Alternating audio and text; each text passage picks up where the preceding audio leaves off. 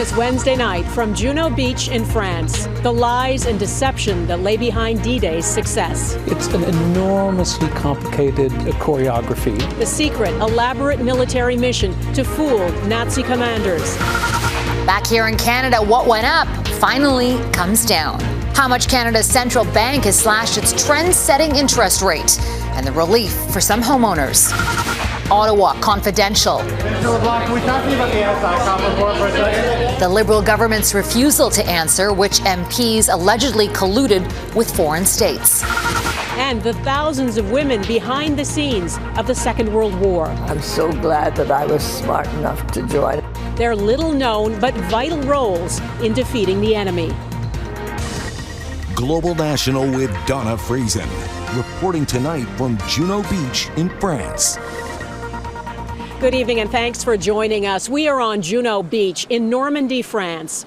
We take peace in Europe for granted now, but just 8 decades ago, the world was at war. The Nazis dominated Europe, and heavily armed German soldiers were dug in right here on these beaches. You can still see the bunkers.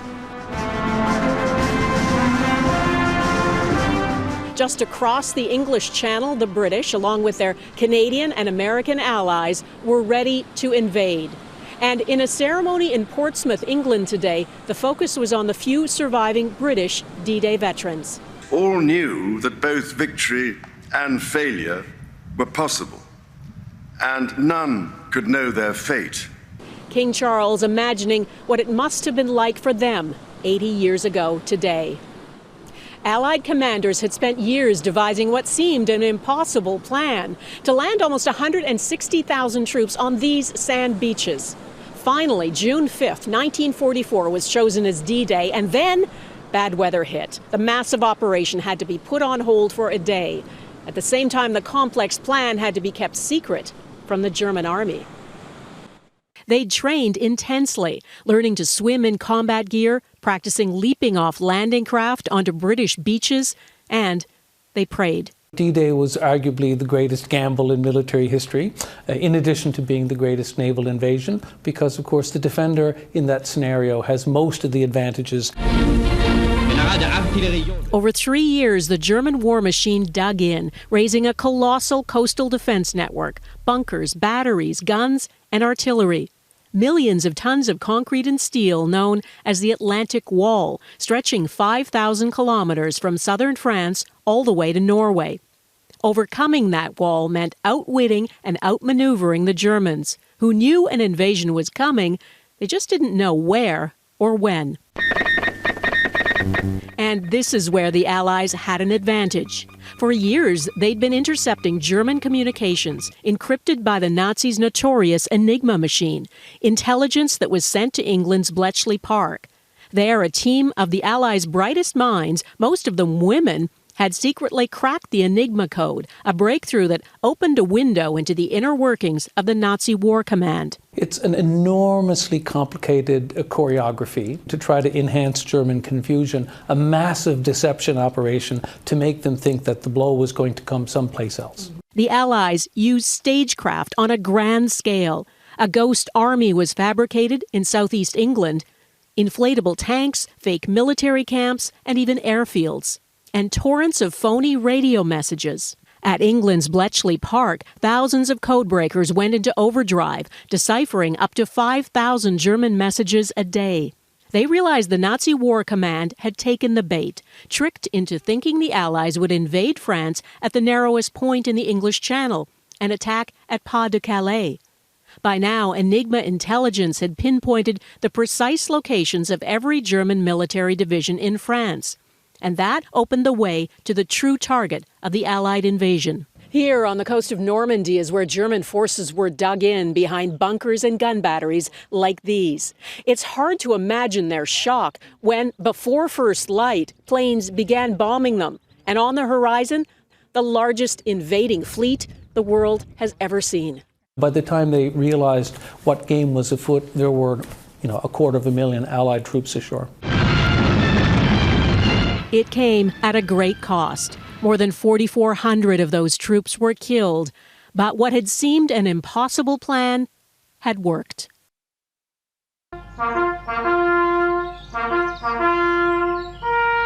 So many fell on D-Day and so few are left who witnessed it. The Canadian veterans who were able to make the trip here from Canada were part of a ceremony to pay tribute to the young men who never went home. More than 2,000 Canadians are buried in this French cemetery, and in the crowd today there were high school students from the Pimachikamak Cree Nation in northern Manitoba, along with Premier Wab Kinew. It's really important for us, especially at the current global moment when we see what's happening around the world, to remember where do things like the global consensus on human rights come from? Where does the commitment to the Western liberal democratic order come from? It comes from the blood, sweat, and tears of battles like D-Day and of the sacrifices that people made. I'll be back from Normandy a little later with a story that doesn't get told much. All the women who joined the military during the Second World War and worked behind the scenes, doing top secret work that was critical to the success of D-Day. But first, Farah Nasser is here with the rest of the day's news. Farah. Thank you, Dawna. The Bank of Canada lowered its key interest rate today for the first time in 4 years. The central bank cut its key rate by 25 basis points to 4.75%. It's a turning point for the Canadian economy. Mackenzie Gray looks at what it could signal for rates down the road. It's what millions of Canadians, let's just enjoy the moment for a bit, and the Bank of Canada governor have been waiting for. Monetary policy no longer needs to be as restrictive, and lowered the policy rate by 25 basis points to 4.75%. After being the bad news banker for the past 2 years, Tiff Macklem is now outlining a new path. It is reasonable to expect that there will be further cuts in interest rates, but the timing of those cuts, or of any further cuts, are going to depend on incoming data. The key data, inflation info, which the bank hopes will continue to come down. Wednesday's cut gives relief to the 15% of Canadians with a variable rate mortgage, like Zohei Benjam Sheikh, who will save $100 a month in interest costs. Lower interest payments gives me more cash, like my disposable income is going to increase. So I can spend that on, let's say, a vacation or like buying stuff for my house. But fixed rates are unlikely to drop, a key concern for the 76% of Canadian homeowners set to renew their mortgage by the end of 2026. Longer-term interest rates have largely already built in the expectation that the Bank of Canada is going to be cutting interest rates. Canada is now the first country in the G7 to cut interest rates post-COVID, Farah, and that trend could continue on July 24th, the next time the bank has an interest rate announcement. Mackenzie Gray in Ottawa. Thank you, Mackenzie. A cloud of suspicion is hanging over Parliament after stunning allegations some MPs are allegedly helping foreign states, which national security experts say could amount to treason. The Liberal government faced repeated questions today about whether it will reveal the names of those accused of being involved, but the chair of the parliamentary committee that released the bombshell report says his hands are tied. Touria Izri has the details. Ms. Friesen, can you please answer on the foreign interference? It's a report the Liberals really don't want to talk about. Minister LeBlanc, can we talk to you about the NSICOP report for a second? Mr. Arya, can I ask you about the NSICOP report? But one Liberal is speaking. David McGuinty, the chair of a parliamentary national security committee that released the damning report. Federal politicians are allegedly colluding with other countries by accepting money, revealing secrets, even meeting with a known intelligence officer of a foreign state. We have gone as far as we can. McGuinty says he and his colleagues can't name names because the committee is bound by Canada's official secrets law. That means if they inadvertently reveal information, they can be prosecuted. Conservative MP Michael Chong, whose own family was targeted by China, wants the veil of secrecy lifted. I can't believe the following needs to be said. Parliamentarians' duty is not to a foreign state, but to the people of Canada. Simple question. Will the Prime Minister release the names of these parliamentarians? No government, including the government of which he was a member, is going to discuss particularities of intelligence information publicly. The RCMP says it's aware of a, quote, broad range of information being collected on foreign interference as it conducts multiple active investigations.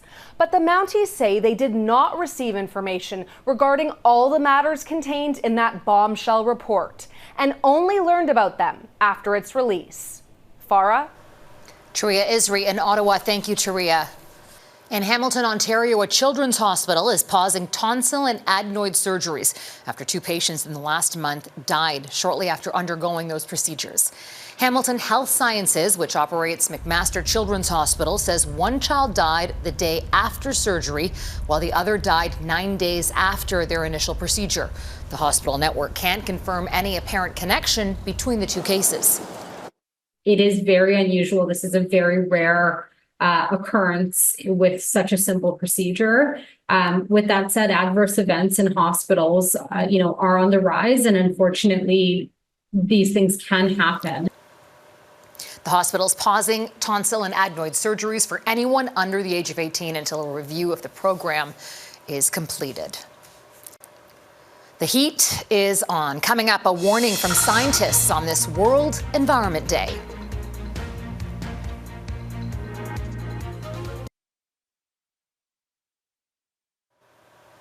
There's alarming new data about how fast our climate is changing. According to the European Union's Climate Monitoring Service, Earth has faced 12 straight months of record-breaking temperatures. Over the last year, the planet's average temperature was 1.63 degrees above the pre-industrial average. As Jackson Prosco reports, scientists warn the worst could be yet to come. The heat has been relentless. From an early season heat dome in the southwestern U.S. to an unprecedented heat wave in India, where temperatures reached 50 degrees Celsius last week. All these events have been larger, on the edge of what we were thinking was possible. The EU's climate monitor warns it's part of an unprecedented year-long pattern of record-breaking temperatures, alarming scientists who caution it's a preview of what's to come. Our planet is trying to tell us something, but we don't seem to be listening. On this World Environment Day, the UN Secretary General delivered an urgent warning and a scathing rebuke of the fossil fuel industry, who he called the godfathers of climate chaos. We need an exit ramp off the highway to climate hell. That hell would come by breaking past the 1.5-degree warming limit of the Paris Climate Accord in a single calendar year, which would usher in more extreme heat waves and more supercharged storms. What is clear is that the Paris Agreement target of 1.5 degrees C is hanging on a thread. Scientists believe future warming can be limited with cuts to emissions. They caution there's no going back to cooler times. From now on, in all likelihood, it will be warmer than now. Warmer means deadlier. Last year in the U.S., more than 2,300 people were killed by excessive heat, the highest number ever recorded.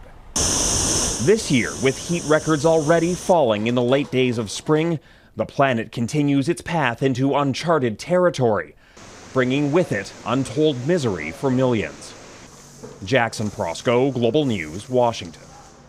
Surviving uncertainty ahead, one Gazan trying to stay alive in a war-torn region.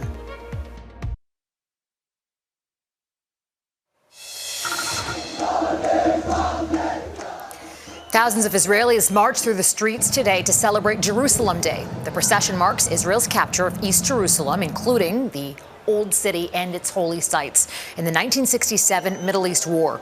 Many Palestinians see the annual nationalist march through predominantly Arab neighborhoods as a deliberate provocation. There are reports some Palestinians were attacked today as marchers shouted death to Arabs. In southern Gaza, more than 1 million displaced people are said to be sheltering in Khan Yunis. They were forced to head to the next largest center north of Rafah after an Israeli military evacuation last month. The United Nations Agency for Palestinian Refugees says people are staying in destroyed buildings or tents. Crystal Gamansing has been in contact with a dental graduate who dreamed of opening her own clinic, but is now focused on survival. Walking past and through the debris, Sarah Khalid heads up to her latest home. One room shared by several of her relatives, secured by her father as the family fled Rafah. We were incredibly lucky to find a room at his partially destroyed house, where there was no water, electricity, or even functioning bathrooms. For the past month, I've been in communication with a 24-year-old who wanted to leave Gaza to do postgraduate dental studies, a connection made by a Canadian volunteer group called Vancouver Aid. Hope for anyone trying to get out was lost when Israel's ground operation in Rafah closed the border with Egypt. My dreams now are considered luxuries. For the time being, I'm just trying to stay alive. Khaled shared images and responded to questions with voice notes because of limited internet. She recounted the day her family fled to Han Yunis and the destruction all around them. The trip took 5 hours when she said it should have taken around 20 minutes. We barely found a cart pulled by animals. Meanwhile, artillery shells were falling above us, and everyone was running in all directions without knowing where to go. It was a terrifying moment. The UN says Han Yunis is now where more than 1 million are sheltering. People are staying in unsafe buildings and don't have access to basic services. Unfortunately, after living a decent life, we now only seek shelter, water, and food. And we don't know how long this suffering will continue. So far, there's been no movement on a peace plan announced last week by the U.S. president. To be honest, the feeling of fatigue and exhaustion has become dominant in my life. Right now, hope is a luxury that feels too indulgent for Khalid. Crystal Gamanson, Global News, London. Unsung heroes. Next, how more than 1 million women helped turn the tide of the Second World War.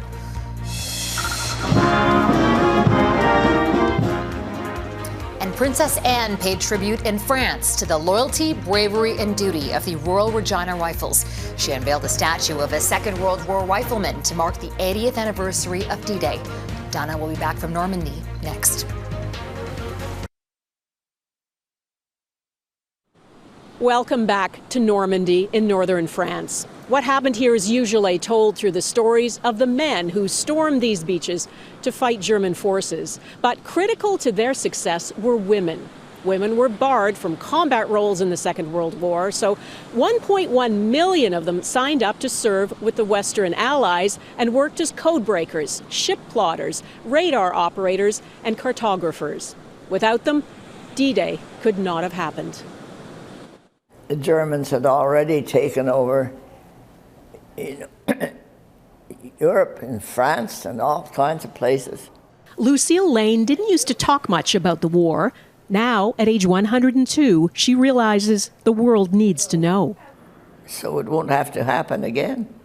She was 21 when she joined the Women's Royal Canadian Naval Service, the Wrens. Close to 7,000 women who played little-known but pivotal roles during the Second World War. Based at Naval Headquarters in Halifax, Lane worked in signals intelligence. Wireless telegraphists were picking up mostly German traffic and sending it in, and then we would direct it where it should go. What made you want to sign up? Oh, well, I have a boyfriend. That boyfriend was in naval training in Britain. And then he came over on his furlough, and he was most amazed that we were so nonchalant about the war going on. Lane decided to do her part. She signed up as a Wren, the first time women were allowed to serve in uniform in the Canadian Navy. Their skills were critical. Day and night, the U-boats followed the convoys in mid-Atlantic.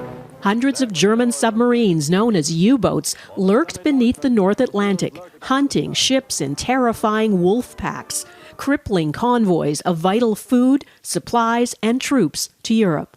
And some of those German U-boats came very close to Canada. Sure. Right up the St. Lawrence. You know, one ship was lost in the St. Lawrence. Imagine that. The Battle of the Atlantic was the longest continuous battle of the Second World War. The tactics and positions of the U-boats had to be understood and outsmarted.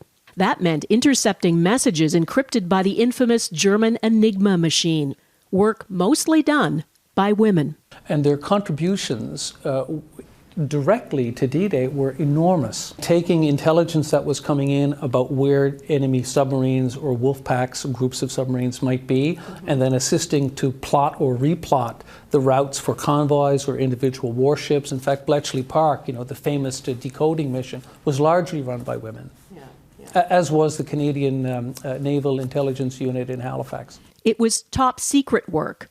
Loose lips might sink ships, was the saying back then. But much time has now passed, and Lane says the lessons from the war need repeating. Can you believe that it's 80 years? We're coming up to the 80th anniversary of D-Day. Well, I can't believe I'm 102.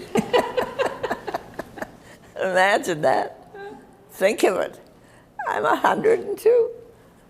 It's remarkable. And when you look at that photo now, what do you see? What do you think back of that 21-year-old? I'm so glad that I was smart enough to join up. And you played a role in that. Yeah. We stopped Hitler taking over. That is Global National for this Wednesday from Juno Beach, France. Yesterday we told you about the D-Day veteran interviewed in BC. Bill Cameron was packed and he was ready to come to the 80th anniversary of D-Day here, but very sadly, he passed away 8 hours before he was due to leave. Bill was 100 years old.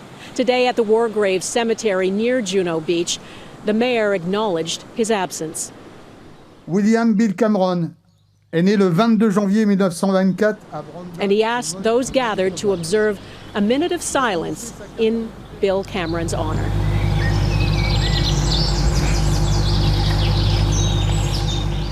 Later, as darkness fell, French school children placed lights on each of the 2,044 headstones here, a poignant vigil to those who never made it back home to Canada.